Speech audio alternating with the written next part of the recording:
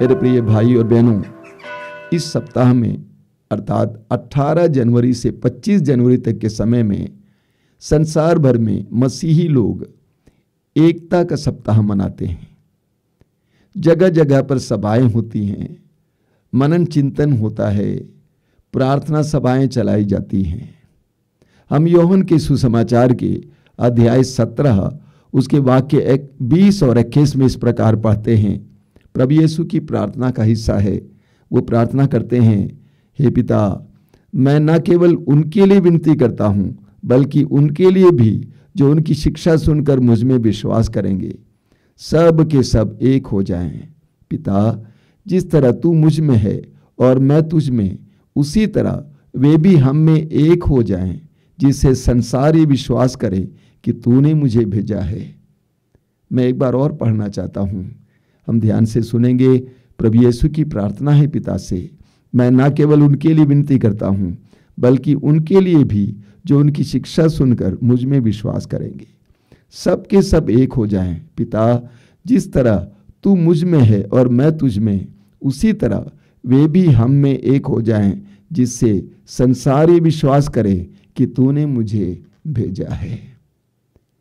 मेरे प्रिय भाई और बहनों, प्रभु यीशु मसीह अपने शिष्यों में एकता के लिए प्रार्थना करते हैं। अपने अंतिम प्रार्थना के दौरान इस बिंदु पर भी प्रभु जोर देते हैं कि हमारे बीच में एकता होनी चाहिए। देखिए, मतभेद, विभाजन, दलबंदी कलीसिया में कोई नई बात नहीं है। अगर हम गहराई से प्रेरित चरित्र को पढ़ेंगे, संत पौलुस के पत्रों को पढ़ेंगे, तो वहां पर मतभेद, विभाजन, दलबंदी इत्यादि के संकेत स्पष्ट शब्दों में मिलते हैं।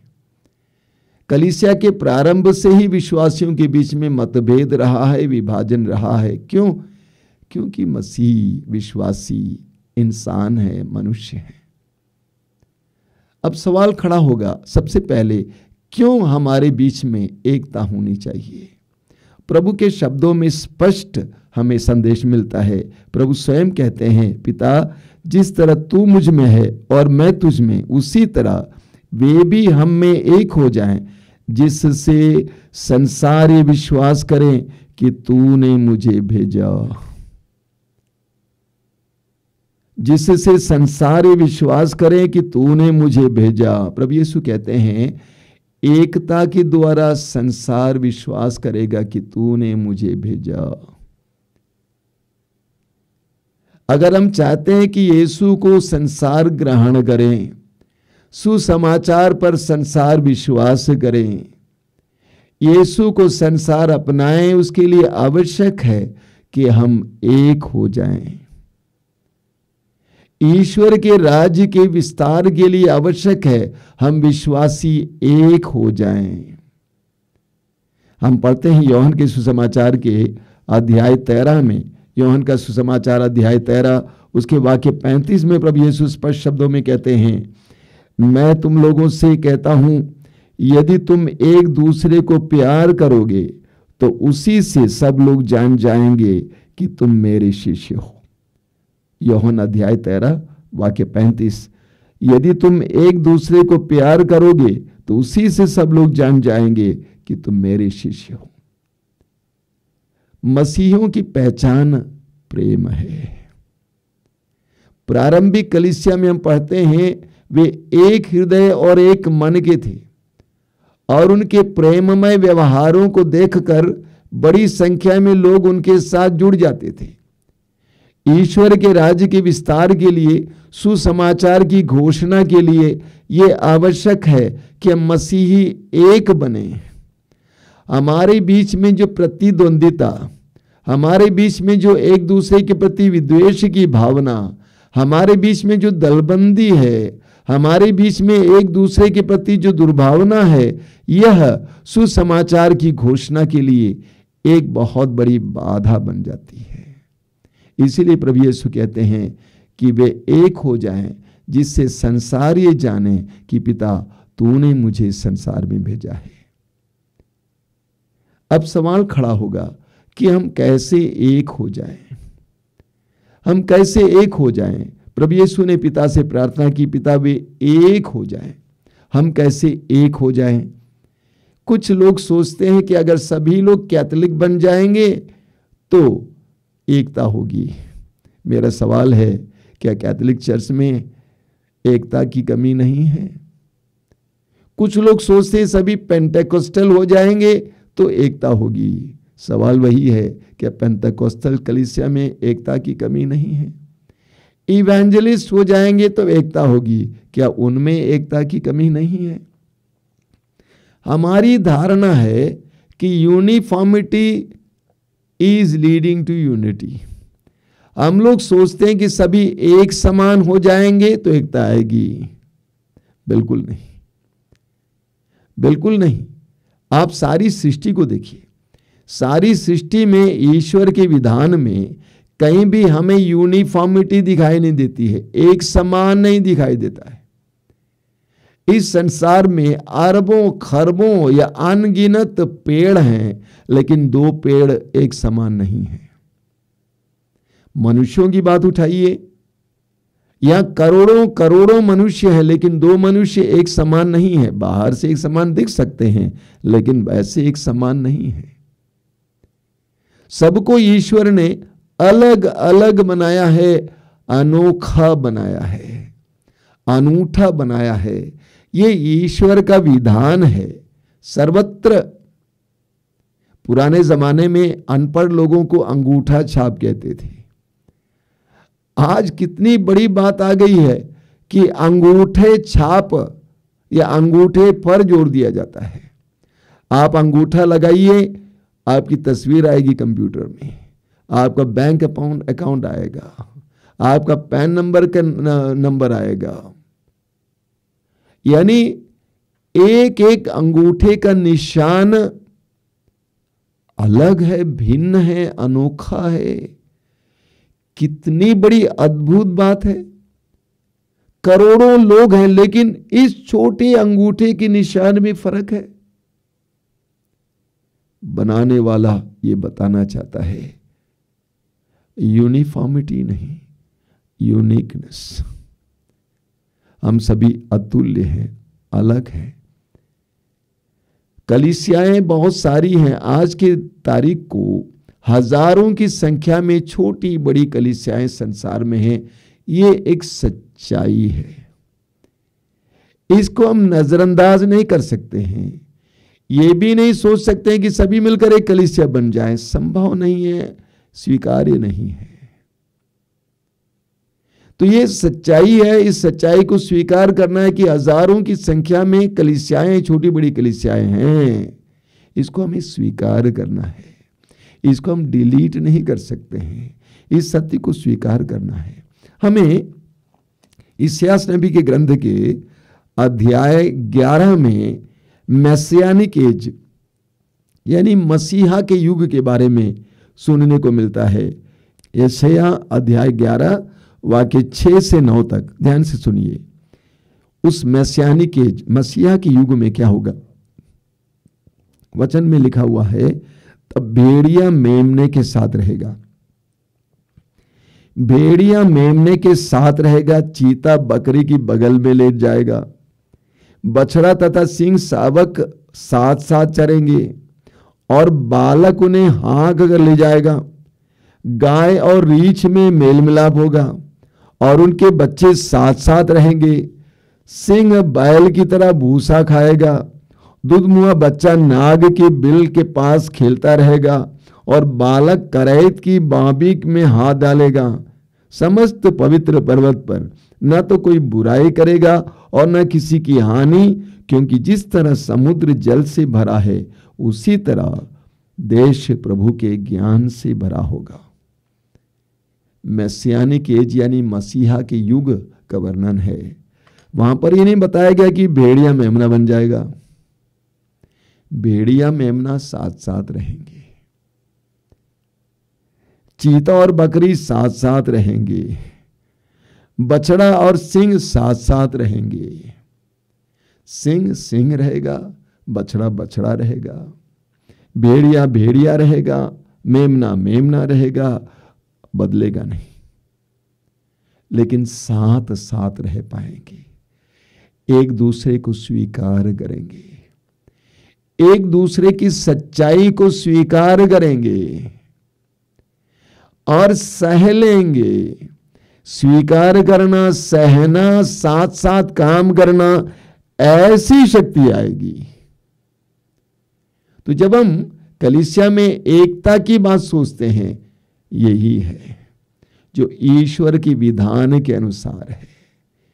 एक समान बनने से नहीं, ये कतई नहीं सोचना चाहिए, बल्कि एक साथ होने से, एक दूसरे को स्वीकार करना, ग्रहण करना, एक दूसरे की सच्चाई को स्वीकार करना। हम कैसे करेंगे? सबसे पहले हम सभी मसीही केंद्र शिक्षाओं पर जोर देंगे। Central teachings of the Lord and the Bible, केंद्रीय शिक्षाएं। हम सभी विश्वास करते हैं कि ईश्वर हमारे स्वर्गीय पिता हैं, परमेश्वर हमारे पिता हैं। प्रभु यीशु ने स्वयं प्रकट किया। परमेश्वर पिता ने सारी सृष्टि की रचना की। परमेश्वर पिता ने नबियों को बुलाया। परमेश्वर पिता ने हमसे इतना प्रेम किया कि अपने एकलौते पुत्र को इस संसार में भेजा। इसमें कोई मतभेद नहीं है। हम यीशु को प्रकट करेंगे। यीशु कुमारी गर्भ नारी के द्वारा, मरियम के द्वारा संसार में आए, मनुष्य बने, मनुष्य की तरह बने, हमारे पापों के लिए क्रूस पर मरे, प्रायश्चित का बलिदान चढ़ाए, गाड़े गए, तीसरे दिन मृतकों में से महिमा के साथ जी उठे, स्वर्ग के पिता के दाहिने विराजमान है, फिर न्याय करने के लिए आएंगे। इन बातों में हमारा कोई मतभेद नहीं है। हम पवित्र आत्मा पर विश्वास करते हैं कि पवित्र आत्मा इस प्रारंभ से ही इस संसार में कार्य कर रहा है। प्रभु यीशु पवित्र आत्मा के सामर्थ्य से आए, गर्भ में आए, पवित्र आत्मा से प्रेरित होकर कार्य किए। प्रभु यीशु ने कहा, मैं तुम्हारे लिए पिता से प्रार्थना करूंगा और तुम्हें दूसरा सहायक प्रदान करेगा, पवित्र आत्मा प्रदान करेगा, जो सदा तुम्हारे साथ रहेगा। पवित्र आत्मा हमारे साथ है, क्रियाशील है। पवित्र आत्मा अपने सामर्थ्य से हमें भरता है। पेंतकोस्त के दिन पवित्र आत्मा शक्तिशाली ढंग से प्रेरितों पर उतर आया। सभी विश्वास करते हैं, कोई मतभेद नहीं है। हम कलीसिया पर विश्वास करते हैं कि पेंतकोस्त के दिन कलीसिया का आविर्भाव हुआ और उस समय से कलीसिया आगे बढ़ रही है, पवित्र आत्मा चला रहा है। हम विश्वास करते हैं। हम केंद्र विषयों पर मनन करेंगे। दूसरी बात, हम ख्रीस्त पर जोर देंगे, कलीसिया पर नहीं। मुझे अफसोस है, अधिकतर मसीही लोग अपनी कलीसिया का ही प्रचार करते हैं, मसीह का प्रचार कम, कलीसिया का प्रचार करते हैं। मेरी कलीसिया कितने में बढ़ा सकता हूं, मेरी कलीसिया कहां कहां है, कितनी बड़ी है, कलीसिया के सदस्यों की संख्या कितनी ज्यादा है। बहुत सारे मसीही इन सारी बातों में उलझे हुए हैं। उनको कलीसियाओं में फर्क दिखाई देता है। मैं तो कहता हूं कि हम ईसा केंद्रित, यीशु केंद्रित, क्रिस्त केंद्रित जीवन जिए और कार्य भी करें। आपने सुना है स्वर्गीय डॉक्टर डीजीएस दिनकरन के बारे में। एक तरह से कई बातों में मैं उनको अपने गुरु तुल्य समझता हूं। मैं कई बार उनसे मिला नहीं हूं, कुछ ही बार मिला हूं, लेकिन उनमें बहुत सारे गुण देखने को मिला है। मैंने कभी नहीं सुना है कि उन्होंने किसी दूसरी कलीसिया के बारे में बुराई की है। उनके हृदय में सबके लिए स्थान था, सभी कलीसियाओं के लिए, सबके लिए स्थान था। एक सच्चा मसीही, एक सच्चा सुसमाचार का सेवक। यही कारण है संसार भर में लाखों लाखों की संख्या में लोग उनके द्वारा उद्धार प्राप्त किए। वे बड़े बड़े कार्य कर पाए क्योंकि उन्होंने ख्रिस्त केंद्रित संदेश सुनाया, कलीसिया केंद्रित नहीं। तो दूसरा काम जो है, हमें ख्रिस्त केंद्रित होना है। तीसरी बात, तो हमारे अंदर एक कलीसिया एक दूसरे के बीच की भिन्नता को देखने की आदत है। कलीसियाओं की भिन्नता के बारे में कम चर्चा करें, एकता के बारे में, समानता के बारे में चर्चा करें। हम भिन्नताओं के बारे में कम चर्चा करें, कम सोचें। कुछ लोगों में आदत है लोगों को बताना कि मेरी कलीसिया अन्य कलीसियाओं से कैसे भिन्न है। एक युवती कुछ दिन पहले मेरे पास आई थी, अभी मुश्किल से 8-10 महीनों से प्रभु यीशु मसीह में आई है, एक कलीसिया से जुड़ी हुई है। चर्चा के दौरान मैंने कहा कि मैं कैथोलिक हूं और ये कैथोलिक आश्रम है। तुरंत उसने कैथोलिक कलीसिया के बारे में कई बातें बोलना शुरू की। उनमें से कई बातें गलत थी, कुछ बातें सही थी। यानी जिस कलीसिया में वो गई, जिस गुरु के पास वो गई, उस गुरु ने कलीसियाओं के बारे में ज्यादा प्रचार किया है। मुझे नहीं मालूम कितना उसने यीशु के बारे में प्रचार किया है। ये बंद करना होगा। हमें एक दूसरे कलीसिया के बारे में कम करना है बात, यीशु मसीह के बारे में बात ज्यादा करना है। हमें हमारी भिन्नताओं को ज्यादा उजागर नहीं करनी है, बल्कि हमें समानताओं को उजागर करनी है। हमें एक दूसरे का प्रोत्साहन देना है, एक दूसरे कलीसिया में जो अच्छाई है उसके बारे में बोलना है। इस तरह हम कलीसिया में एकता बढ़ा सकते हैं। और फिर व्यावहारिक कार्यों में एक दूसरे के साथ मिलकर काम करना, इसके बारे में बोलना नहीं चाहता हूं, ये तो सारी दुनिया करती है।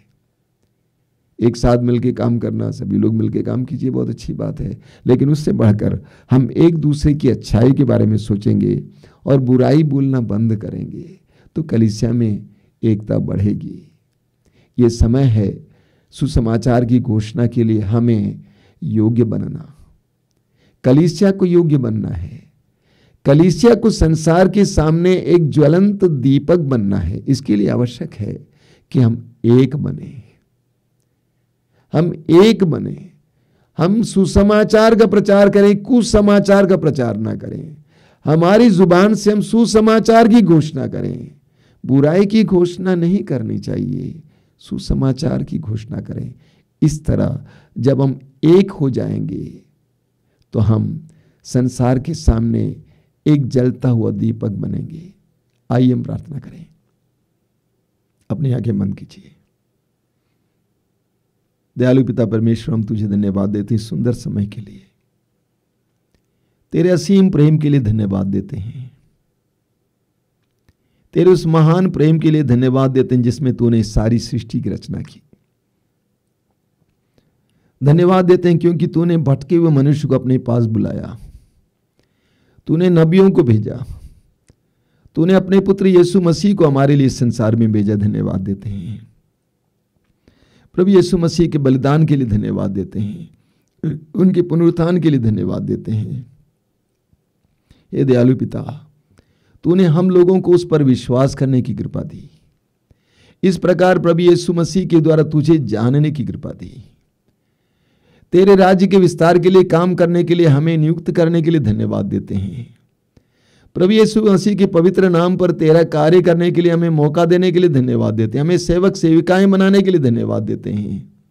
दयालु पिता, इस समय संसार भर में फैले हुए हम अपने मसीह भाई बहनों के लिए प्रार्थना करते हैं, वे अपनी दृष्टि तुझ पर लगाएं, तेरे पुत्र यीशु मसीह पर लगाएं, तेरे राज्य के विस्तार के लिए कार्य करें, कलीसियाओं के विस्तार से ज्यादा तेरे राज्य के विस्तार के लिए कार्य कर सके। हे दयालु पिता, हमें स्वच्छ हृदय बना, हमारे उद्देश्यों को शुद्ध कर, हमारे उद्देश्यों को पवित्र कर। यीशु मसीह के नाम पर जीवन जीने के लिए हमें कृपा देना, तेरे पवित्र वचनों पर विश्वास करने के लिए हमें कृपा देना, तेरे पवित्र वचनों को हमारे जीवन में लागू करने के लिए, क्रियान्वित करने के लिए हमें कृपा देना। इस तरह सारे संसार के लिए नमक बनने के लिए हमें कृपा देना, दीपक बनने के लिए हमें कृपा देना। दयालु पिता, इन पलों के लिए धन्यवाद देते हुए प्रार्थना करता हूं, इन वचनों को सुनने वाले मेरे भाई बहनों को अंतर्दृष्टि प्रदान कर, हृदय की शुद्धता प्रदान कर। हमारी प्रार्थना को ग्रहण कर, हमारे प्रभु यीशु मसीह के पवित्र नाम पर, आमीन।